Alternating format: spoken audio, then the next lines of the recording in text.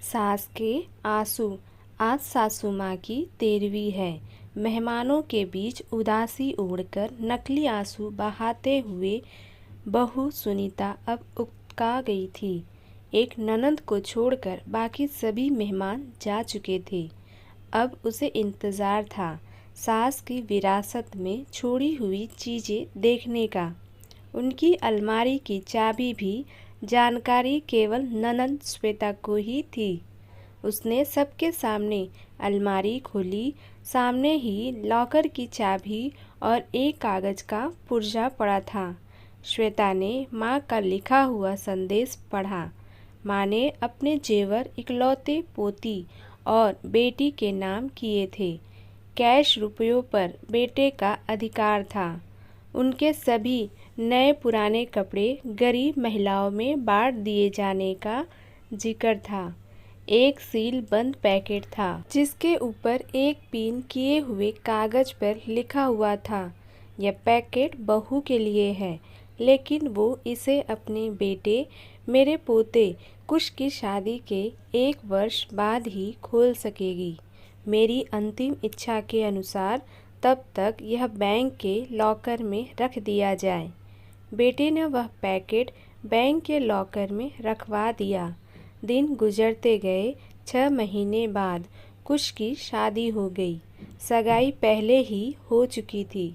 बहू अंकिता के घर में आते ही सुनीता ने कुछ राहत महसूस की। अब वो अपना ध्यान अपने पति और अपने स्वास्थ्य पर ही देना चाहती थी। वह बात बात पर बहू को निर्देश देती, लेकिन अंकिता उसके कहे को एक कान से सुनकर दूसरे कान से झटक देती। सास की कही हर बात का उल्टा जवाब देती। धीरे धीरे उसने सास को रसोई से बेदखल कर दिया। समय गुजरता रहा और सुनीता हालात से समझौता करती गई। अब पुराना संयुक्त परिवारों का जमाना नहीं रहा जब सास बहू पर हावी हुआ करती थी। आज की बहुएं सास को अच्छा होने का मौका ही नहीं देती, बल्कि ऐसा माहौल पैदा कर देती हैं जिससे उसे बुरा साबित किया जा सके और मौका मिलते ही पति को लेकर उड़ जाती हैं। कई सदी के इतिहास के वे पन्ने जब सास बहू पर हावी हुआ करती थी, आज की बहुओं ने फाड़ कर फेंक ही दिए हैं। सास कितनी भी पढ़ी लिखी और समझदार हो, लेकिन बहू स्वतंत्र ही रहना चाहती है और इसके लिए जाल बुनती ही रहती है और सास का नाम ही परिवार की सूची से मिटा देना चाहती है। उसने भी तो यही किया था ना।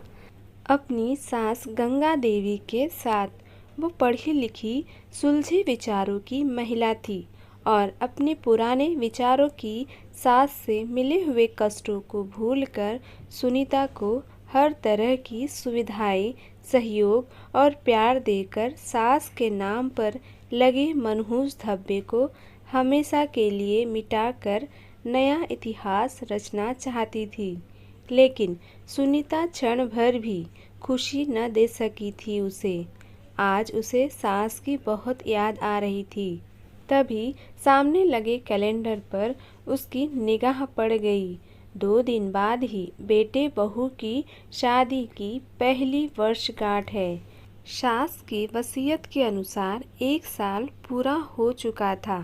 तीसरे दिन ही वो बैंक जाकर लॉकर से अपने नाम का पैकेट निकलवा कर ले आई। मन में उथल पुथल मची हुई थी कि आखिर उसे सास ने क्या दिया होगा। बेटे बहू के इधर उधर होते ही उसने वो पैकेट खोल दिया। अंदर सास के तह किए हुए लगभग 1 दर्जन पुराने रुमाल थे और एक दूसरा पैकेट भी था। देखकर अचानक उसकी आंखें एक सवाल लिए सिकुड़ गई। साथ ही पिन किए हुए कागज पर लिखे शब्द पढ़ने लगी। बहू, ये वे रुमाल हैं जिनसे मैं बेटे का विवाह होने के 1 साल बाद से मृत्यु पर्यंत आंसू पोंछती रही। पढ़कर उसकी आंखों से अविरल आंसू बहने लगे। रोते रोते उसने दूसरा पैकेट खोला। उसमें उतने ही बिल्कुल नए रुमाल थे और वैसा ही कागज का टुकड़ा पिन किया हुआ था। उसे कहीं से सास की आवाज़ सुनाई दी, बहू रो रही हो ना? ये रुमाल तुम्हें अपनी अंतिम सांस तक आंसू पोंछने के लिए काम आएंगे। और उसमें से एक रुमाल उठाकर अपने आंसू पोंछ लिए। दोस्तों, क्या सुनीता के अत्याचार अपनी सास गंगा देवी के साथ किए हुए सही थे? अगर नहीं तो कमेंट बॉक्स में कमेंट करके ज़रूर बताएं। चैनल पे न्यू हो तो चैनल को सब्सक्राइब कर ले, जिससे आपको लेटेस्ट अपडेट मिलती रहेंगी। वीडियो देखने के लिए धन्यवाद।